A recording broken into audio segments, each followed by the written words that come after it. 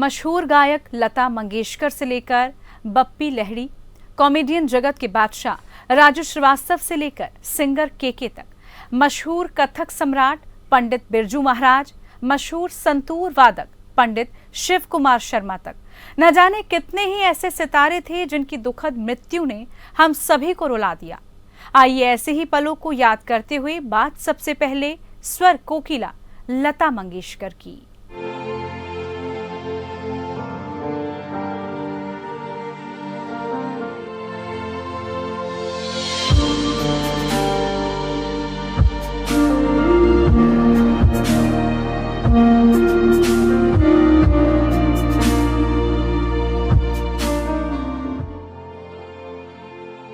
स्वर कोकिला, सुरों की मलिका,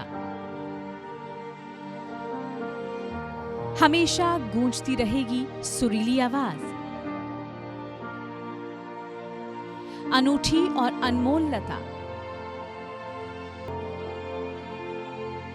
मेरी आवाज ही पहचान है।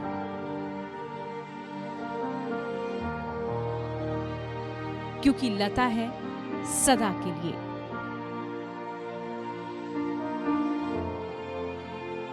जी हां, स्वर कोकिला, सुरों की मलिका लता मंगेशकर 28 सितंबर 1929 को इंदौर में पैदा हुई। लता का ताल्लुक यूं तो मध्य प्रदेश से है, लेकिन उनकी आवाज आगे चलकर पूरे देश की आवाज बन गई। लता जी ने अपने संगीत सफर की शुरुआत महज 13 साल की उम्र में 1942 में की थी और सफर तकरीबन 70 वर्षों तक यूं ही चलता रहा। इस दौरान उन्होंने कई भारतीय भाषाओं में 30,000 से ज्यादा गानों को अपनी आवाज से सजाया। सुर और संगीत लता की रगों में दौड़ता है। लता ने यूं तो पहली बार एक मराठी फिल्म में गाना गाया और अभिनय भी किया। देश के पहले प्रधानमंत्री जवाहरलाल नेहरू ने ही लता मंगेशकर को स्वर कोकिला की उपाधि दी थी। ऐ मेरे वतन के लोगों गाना गाने के बाद नेहरू इतना भावुक हो गए कि उन्होंने लता दीदी को स्वर कोकिला की उपाधि दी। लता मंगेशकर को भारत सरकार ने भारत रत्न से तो सन 2001 में नवाजा, लेकिन भारत की जनता के दिलों में वो एक अनमोल रत्न, एक बेशकीमती रत्न के रूप में पिछले 75 वर्षों से महफूज है। भारत की जनता के साथ साथ बेशुमार संगीत हस्तियों ने उनकी आवाज पर तारीफों के सुर बिखेरे। शायरों ने कसीदे पढ़े, लेखकों ने किताबों के अंबार लगा दिए। अखबारों को जब भी मौका मिला अपने पन्ने उनके सुरीले, मीठे और सदाबहार गीतों से संगीतमय बना दिया। वो दुनिया भर के लिए स्वर सम्राज्ञी और स्वर कोकिला कहलाई।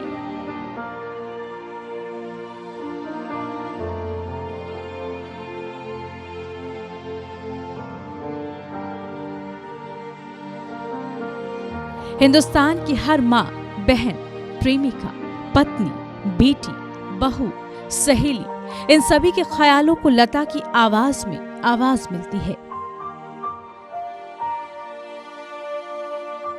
लता की आवाज में उन्हें सुकून महसूस होता है, उनकी खुशी उमड़ पड़ती है, उनका दर्द छलक आता है, उनकी वेदना तड़प उठती है, उनकी दुहाई बिलक उठती है, उनकी पुकार सिहर उठती है।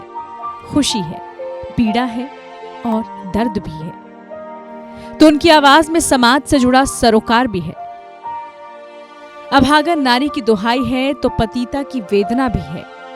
अत्याचार और जुल्म के खिलाफ उठी हुंकार है तो समाज को दिशा देती आशा की किरण भी है।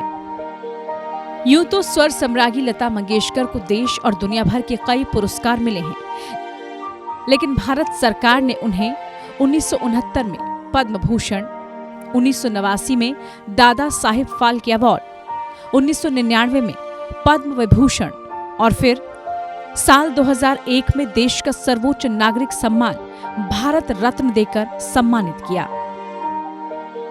हिंदुस्तान क्या लता की आवाज में तो सारे उपमहाद्वीप का दिल धड़कता है।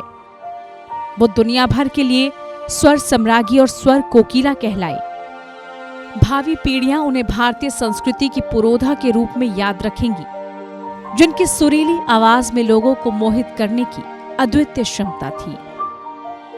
हम सबकी तरफ से लता दीदी को श्रद्धांजलि।